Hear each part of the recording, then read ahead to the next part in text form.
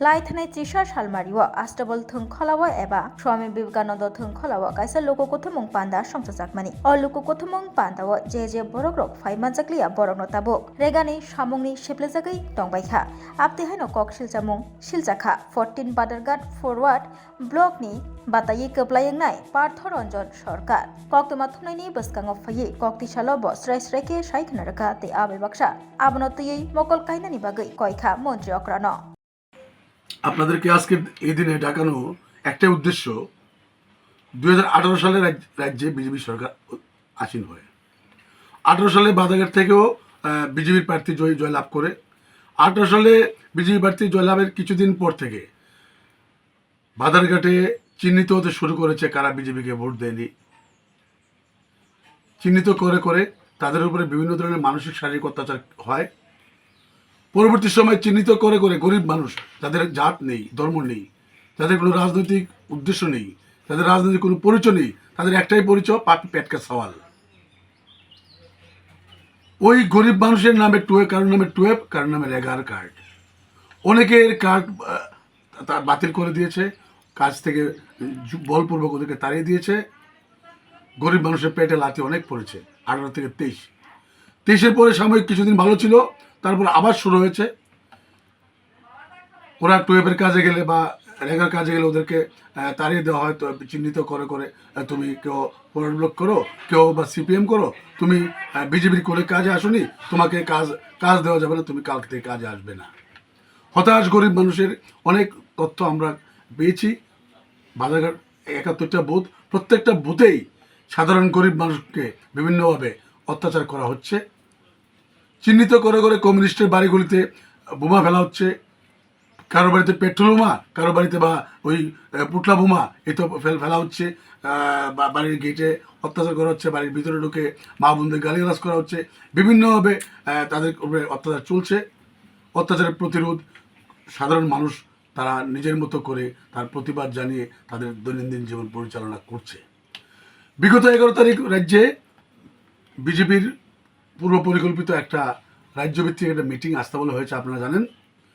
ওই মিটিংয়ের 2 দিন আগে থেকে ওরা সারা রাজ্যেই প্রত্যেকটা বুথে বুথে সারা রাজ্যে তথা বাজারঘাটেরও প্রত্যেকটা বুথে বুথে তারা নিমন্ত্রণে বেরিয়েছে 11 তারিখ যেন আস্তাবল ময়দানে যায় আর যদি না যায় হুমকি সহিত বলেছে সমস্ত রকমের সরকারি বেনিফিট থেকে ওদেরকে বঞ্চিত করা হবে বিশেষ করে আমাদের রাজ্যে আমাদের এই বাজারঘাটে গরিব মানুষের সংখ্যা বেশি যারা পেটে ভাতে খেয়ে কাজ করে খুব দারিদ্র শ্রেণীর নিচে ওরা 12 কাজ কেউ রেগার কাজ সাধারণ মানের কাজ করে তাদের দৈনন্দিন জীবনযাপন করে বেড়াচ্ছে 11 তারিখের পরে 12 কাজ রেগার কাজ কিছুদিন এই তো গত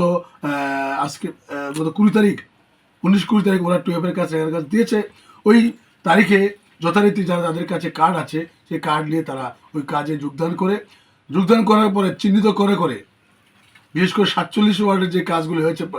ওয়ার্ড নম্বর 47 মিউনিসিপ্যাল কাউন্সিলের ওখানে চিহ্নিত করে করে কমিউনিস্টের বাড়ির ছেলেদের বা যারা সাপোর্টার বিজেপির ওই মিটিংয়ে তারা যেতে পারেনি ইচ্ছা সত্ত্বেও তাদেরকে ওরা কাজ থেকে তাড়িয়ে দিয়েছে হন্যে তারা এখানে সেখানে বেড়াচ্ছে এমএলএ বাড়ি যাচ্ছেন ওরা মন্ডল প্রেসিডেন্টের বাড়ি যাচ্ছেন দেখা গেল আমরা যেটা তথ্য পেয়েছি এদের বুথ প্রেসিডেন্ট এবং চুনুপুটির ছোটখাটো নেতা এবং উদ্দেশ্য প্রণোদিত হবে বর্তমান যেই বাজারঘাটের যে মন্ডল প্রেসিডেন্ট উনি গরিব মানুষের পেটে লাথি মারছেন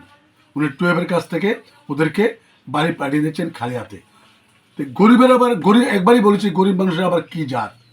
কি রাজনীতি কি ধর্ম কি তাদের উচ্চ বিলাস মনোভাব কিছুই তাদের কাছে নেই তাদের একটাই উদ্দেশ্য কাজ করব একটু ভাত খাবো 12 কাজ করো তারা আজ খেতে পাচ্ছে না 12 কাজ পাচ্ছে না এলে আমার বক্তব্য আমি এই অর্থে রাজ্যের মুখ্যমন্ত্রী এবং এই পশ্চিম ত্রিপুরার জেলা শাসকের উদ্দেশ্য করে এবং মহকুমা শাসকের উদ্দেশ্য করে তথা বাজারঘাট অঞ্চলটি এই বিধানসভাটা একটা ডুকলি ব্লকের অন্তর্গত ডুকলি ব্লকের বিডিওকে আমি আপনাদের মাধ্যমে বলতে চাই উনি তদন্ত সাপেক্ষে এবং তদন্ত করে প্রকৃত পক্ষে যাদেরকে তাড়িয়ে দেওয়া হয়েছে যারা ওই দিন কাজ পায়নি তাদেরকে যেন পুনরায় কাজে বহাল করা হয় এবং এই গরিব মানুষের বিরুদ্ধে কোনো রকমের রাজনৈতিক প্ররোচনা উদ্দেশ্য প্রণোদিত বিগত 15 তারিখ আমাদের 15 তারিখ ওই ডিস্ট্রিক্ট হসপিটালের সামনে আমাদের একজন কমরেড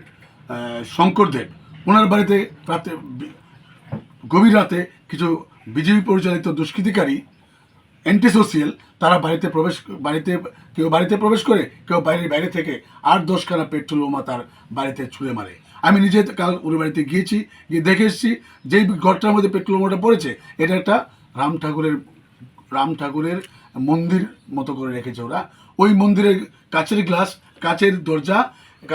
ওই দরজাতে ওরা পেট্রোল বোমা ছুঁড়ে ওখান থেকে ভিতরে যায়। ভিতরে গিয়ে রাম ঠাকুরের ছবি থেকে আরম্ভ অন্যান্য ছবি সামগ্রী সব পুরো ছাই হয়ে যায়।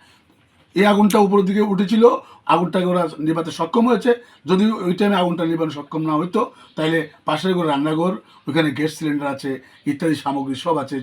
যেগুলি ইনফ্লেমেবল, যেগুলি একটু তেলের বা আগুনের ছোঁয়া লাগলেই জ্বলে উঠবে। পাশাপাশি গিঞ্জি এরিয়া 8-10 খানা 20 খানা বাড়ি ওই দিন হয়তো জ্বলে ছারখার হয়ে যেত। ওই কমরেড ভাইটা তার প্রাণ বাঁচিয়েছে, তার বউ বাচ্চার প্রাণ বাঁচিয়েছে তার নিজের সক্ষমতার সহিত, এবং ওই ঘরের আগুনটা নিভিয়ে কোনো রকমের ওই প্রাণটা ওর বেঁচেছে এবং ওর প্রাণ বেঁচে আছে। ওকে প্রতিনিয়ত ওই সমাজ বিরোধীরা বিজেপি পরিচালিত মাফিয়ারা ওকে থ্রেট করছে যে কোনো সময় ওকে, ওর ছেলে মেয়ে বা ওর মেয়েটা ছোট্ট চাকরি করে, ওদেরকে রাস্তাঘাটে পেলে হেনস্থা করবে বা তাকে প্রাণে মেরে ফেলবে, এলাকা থেকে উচ্ছেদ করবে, এই ধরনের হুমকি চলছে। তাই আমি অত্র অঞ্চলের বিধায়কের প্রতি আবেদন রাখবো, আপনি সরজমিনে তদন্ত করে এই সমস্ত সমস্যা যাতে এলাকাতে না হয়, মানুষ যাতে বাঁচতে পারে, মানুষের যাতে বাঁচার অধিকারটুকু অন্তত রক্ষা হয়, আপনি দৃষ্টি আকর্ষণ করবেন। এটুকুই আজকে আপনাদের ডাকানোর আমার মূল উদ্দেশ্য।